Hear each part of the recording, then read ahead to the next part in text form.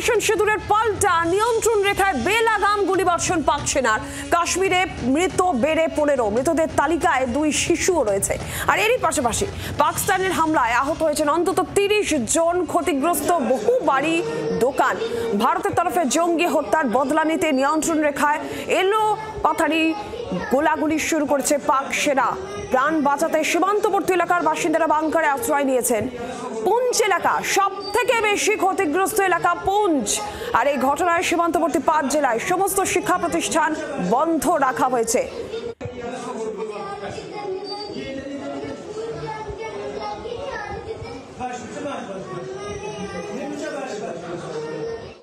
कुछ बैंकर है, इतना बैंकर है नहीं वहाँ।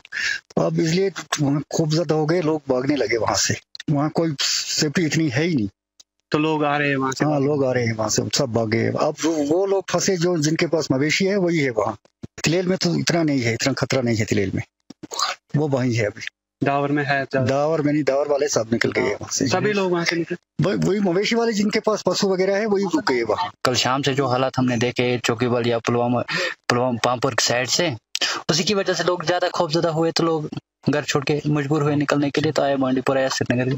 दोनों मुल्कों में तनाजा होता है, पहले आप बन जाते हैं। जी सर, और क्या सर, छोड़ना पड़ता है। घर बार छोड़कर सब कुछ का, कोई जमींदारी करता था, कुछ वहाँ मतलब सब ऐसा ही लोग छोड़ के आए।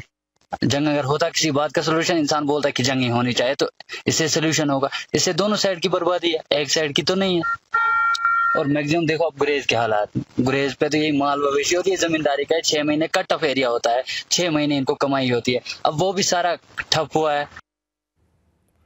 আমরা আরো বিস্তারিতভাবে জানবো। অয়ন ঘোষাল আমাদের প্রতিনিধি সরাসরি রয়েছেন আমাদের সঙ্গে। অয়ন, যেটা দেখতে পাওয়া যাচ্ছে অপারেশন সিঁদুরের পাল্টা এবার নিরীহদের লক্ষ্য করে গোলাগুলি বর্ষণ শুরু করেছে পাক সেনা। পুঞ্চ সব থেকে বেশি ক্ষতিগ্রস্ত এলাকা, সব মিলে কি জানা যাচ্ছে, এখন কি পরিস্থিতি?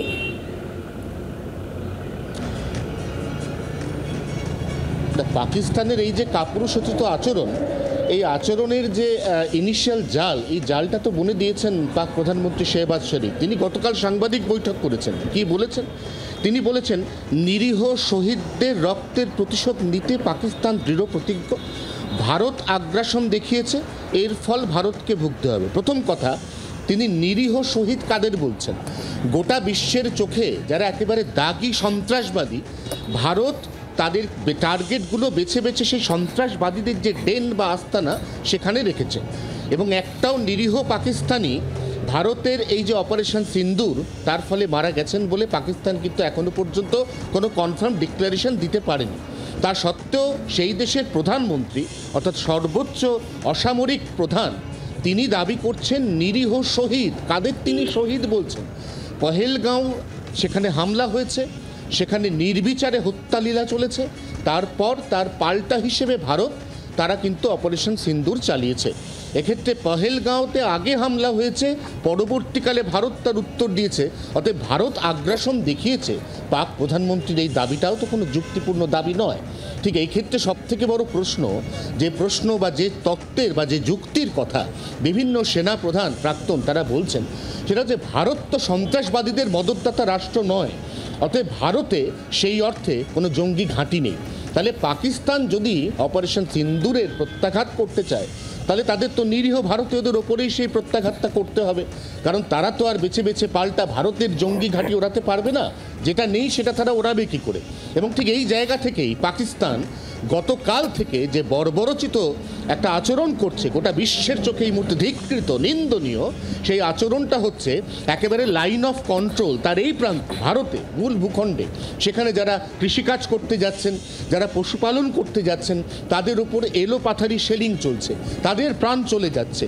এবং যাদের প্রাণ চলে যাচ্ছে তাদের সঙ্গে ভারতের সামরিক বাহিনীর কোনো সম্পর্ক নেই।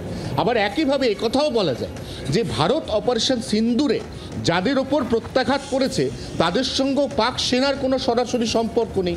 এবার ভারত একথা স্পষ্ট করে বলতে পারছে যে যারা মারা গেছে তারা প্রত্যেকেই নিরীহ ভারতবাসী বা গ্রামের বাসিন্দা। একদমই, আর এরকম কাপুরুষোচিত ব্যবহার পাকিস্তানের থেকেই আশা করা যায়। বাংলার আওয়াজ, বাঙালির আবেগ, জি 24 ঘন্টা।